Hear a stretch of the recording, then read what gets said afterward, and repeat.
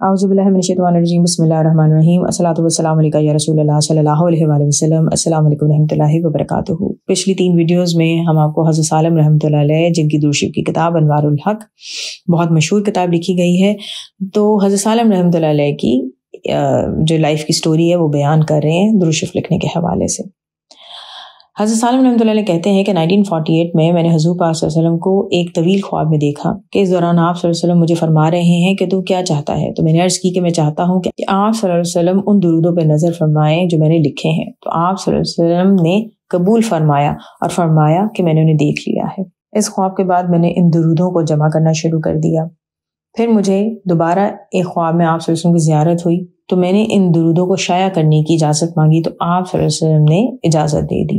اس خواب کے بعد ایک اجنبی شخص میرے پاس آیا، میں اس کو بالکل نہیں جانتا تھا۔ میرے اور اس کے درمیان گفتگو ہوئی اور پھر اس نے درودوں کی اس کتاب انوار الحق کے کام کا اہتمام کیا۔ میں نے بہت ہیلو بہانوں سے اس کا نام جاننا چاہا، اس کے بارے میں کچھ معلومات حاصل کرنا چاہی، لیکن اس نے صاف انکار کر دیا اور اس نے کہا کہ میں نہیں چاہتا کہ مجھے میرے رب کے سوا کوئی اور پہچانے۔ پہلی مرتبہ جب یہ کتاب چھپی تو جلد ہی لوگوں میں تقسیم ہو گئی۔ لوگوں نے پھر اس کا مطالبہ کرنا شروع کر دیا۔ اب جب دوسری باری آئی اشاعت کی تو پھر ایک عجیب و غریب واقعہ ہوا۔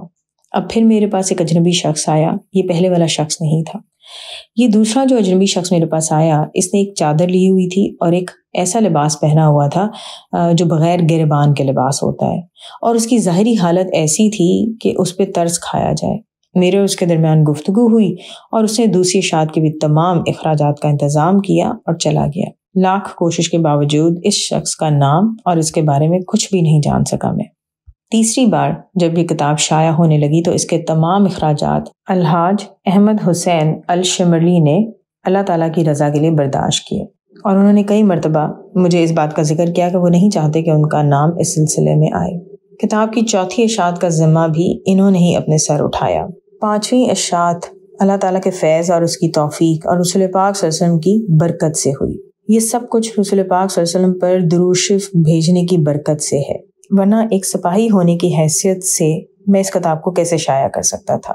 پھر حضور پاک صلی اللہ علیہ وسلم پر درود شریف بھیجنے کی برکت ہی ہے کہ 1944 میں اللہ تعالیٰ نے مجھے ادارہ بنانے کی توفیق عطا کی، اور پھر اس ادارے کے تحت میں نے سورہ فاتحہ، یاسین، سورہ رحمان، سورہ واقعہ، سورہ ملک، سورہ جن، سورہ قاف، السجدہ، الدخان، لقمان، الفتح، النور، سورہ یوسف، سورہ مریم، سورہ کہف، سورہ نمل، سورہ یونس اور سورہ الاسراء کی تفاسیر لکھی اور مختلف کتابیں بھی لکھی۔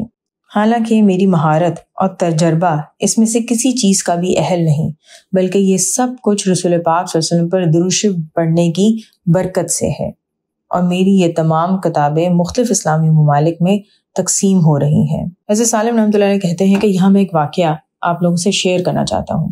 میں نے جب کتاب ملکوت اللہ معصم اللہ لکھی تو میرے دوستوں میں سے کسی نے اس کتاب کو پڑھ کر میرے کان میں کہا کہ تم نے اس کتاب میں جو خوابوں کا ذکر کیا ہے وہ تو اسرار کی باتیں ہیں جن کا ذکر لوگوں سے کرنا مناسب نہیں۔ تو میں نے اسے کہا کہ نور محمدی صلی اللہ علیہ وسلم کی ذات کے حق کی قسم کہ میں نے جو کچھ بھی ذکر کیا ہے یہ اسرار نہیں، بلکہ اس کو بیان کرنے کا مقصد یہ ہے کہ پڑھنے والے اللہ تعالیٰ کی اطاعت اور اس کے نبی حضرت محمد مصطفیٰ صلی اللہ علیہ وسلم کی محبت کی طرف راغب ہوں۔ مجھے علم ہے کہ کسی شخص کا ایمان اس وقت تک کامل نہیں ہو سکتا، مکمل نہیں ہو سکتا، جب تک کہ وہ اپنے بھائی کے لیے وہی پسند نہ کرے جو اپنے لیے پسند کرتا ہے۔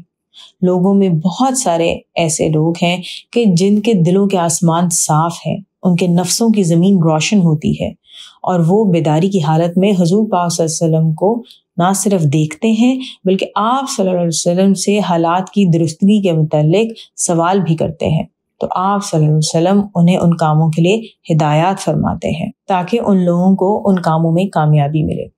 میری یہ بات سن کر وہ میرا دوست خاموش ہو گیا اور پھر مجھے کہنے لگا کہ اچھا کچھ اور باتیں بتاؤ۔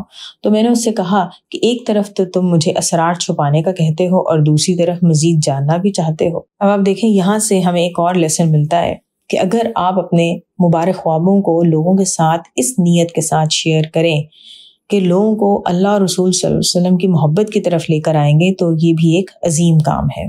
بہت سے لوگ کہتے ہیں کہ جب بھی ہم اپنی جو خواب ہے جس میں خاص طور پہ حضور پاک صلی اللہ علیہ وسلم کی زیارت ہوئی ہو یا اور کوئی مبارک خواب ہو، جب ہم لوگوں سے اس کا ذکر کرتے ہیں تو پھر جیسے ہمارے خواب بند ہو جاتے ہیں۔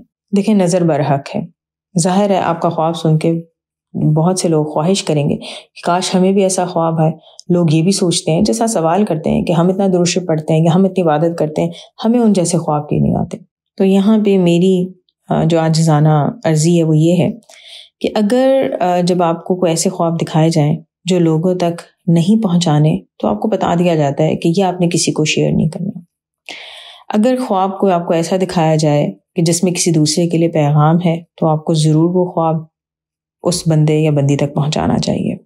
اور سب سے امپورٹنٹ بات، اگر آپ اپنے خواب لوگوں سے اس نیت سے شیئر کر رہے ہیں کہ لوگوں میں آپ کا روب بڑھے، لوگ آپ کی واہ واہ کریں، تو آپ کو آپ کی نیت کے مطابق اجر ملے گا۔ اچھا، اب ہم واپس آتے ہیں حضرت سالم رحمۃ اللہ علیہ کی اس بات کی طرف جو وہ اپنے دوست سے کر رہے تھے۔ اب ان کا دوست ان سے معرفت الہی جاننے کے لیے کچھ اسرار پوچھ رہا تھا، راز و رموز پوچھ رہا تھا۔ تو حضرت سالم رحمۃ اللہ علیہ نے پھر اس کو کہا کہ اس اسرار کی گفتگو کو صرف بصیرت، ذوق اور انوار و اسرار والے ہی سمجھ سکتے ہیں۔ بہرحال کتاب انوار الحق کا 6واں ایڈیشن بھی آ گیا، اور میرا وہی پرانا دوست مجھ سے پھر محض و مباحثے کے لیے حاضر تھا۔ اس کو مجھ سے معرفت چاہیے تھی، اس کو مجھ سے معرفت کی باتیں جاننی تھیں۔ تو میں نے اسے کہا کہ ہمیں اقوال یعنی باتوں کی ضرورت نہیں ہے بلکہ اعمال کی ضرورت ہے، اور ہمارے پاس معرفت قرآن پاک کے راستے کے بغیر نہیں آ سکتی۔ اسے میں نے یہ بھی نصیحت کی کہ ہمارے پاس حکمت کیسے آتی ہے؟ حکمت آتی ہے خاموشی سے، شب بیداری یعنی رات کو جا کر عبادت کرنے سے، روزہ رکھنے سے، نیکی کرنے سے، فقیروں کا، بیوگان کا اور یتیموں کا خیال رکھنے سے، ان کے ساتھ اچھا سلوک کرنے سے آتی ہے۔ اور میں تمہیں دوبارہ یہی بات کہوں گا کہ عمل کرو ان باتوں پر، بے مقصد گفتگو چھوڑ دو۔ اس نے کہا کہ مجھے کچھ اور بتائیں، تو پھر میں نے اسے کہا کہ اپنے لیے قرآن کریم کے احکام میں سے ایک حکم درود شریف کا جو ہے اسے اپنے لیے مقرر کر لو، اور رسول پاک صلی اللہ علیہ وسلم پر درود شریف پڑھو، جتنا بھی پڑھ سکتے ہو پڑھو۔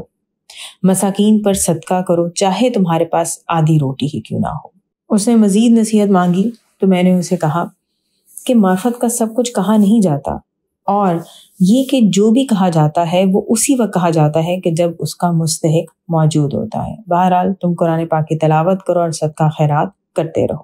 میرا یہ دوست نصیحت سن کے چلا گیا، اور اس نے وعدہ کیا ہے کہ جب 7واں ایڈیشن چھپ جائے گا تو اس کے بعد دوبارہ آئے گا۔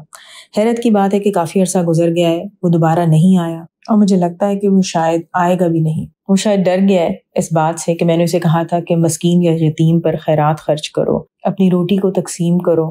پھر میں نے اسے ساتھ میں یہ بھی کہا تھا کہ قرآن پاک کی بعض آیات کی تلاوت کرو تاکہ ذاکروں میں تمہارا نام لکھا جائے۔ اللہ تعالیٰ کریم ہے، سخاوت اور اچھے اخلاق کو پسند کرتا ہے۔ حضرت سالم رحمۃ اللہ علیہ کہتے ہیں کہ ہر وہ شخص جو ہماری طرح کا ذوق و شوق نہیں رکھتا، ہماری کتابیں اس پر حرام ہیں۔ اللہ تعالیٰ نے فرمایا کہ صلہ ان کے اعمال کا، نہ کہ ان کی گفتگو کا۔ بے شک اللہ تعالیٰ کی نعمتیں سونے والوں کو نہیں دی جاتی، اور خرابی ہے ان لوگوں کے لیے جو غافلوں کی صحبت اختیار کرتے ہیں۔ حضرت سالم رحمۃ اللہ علیہ کہتے ہیں کہ کتاب کا 8ویں ایڈیشن کا وقت آ چکا ہے، اور مجھے اس کے لیے بھی ایک مضمون لکھنا ہے۔ اب اس سلسلے میں وہ کیا لکھتے ہیں، کیا بتاتے ہیں، انشاءاللہ وہ نیکسٹ ویڈیو میں شیئر کروں گی۔ الصلاۃ والسلام علیکہ یا رسول اللہ صلی اللہ علیہ وآلہ وسلم۔ السلام علیکم رحمۃ اللہ وبرکاتہ۔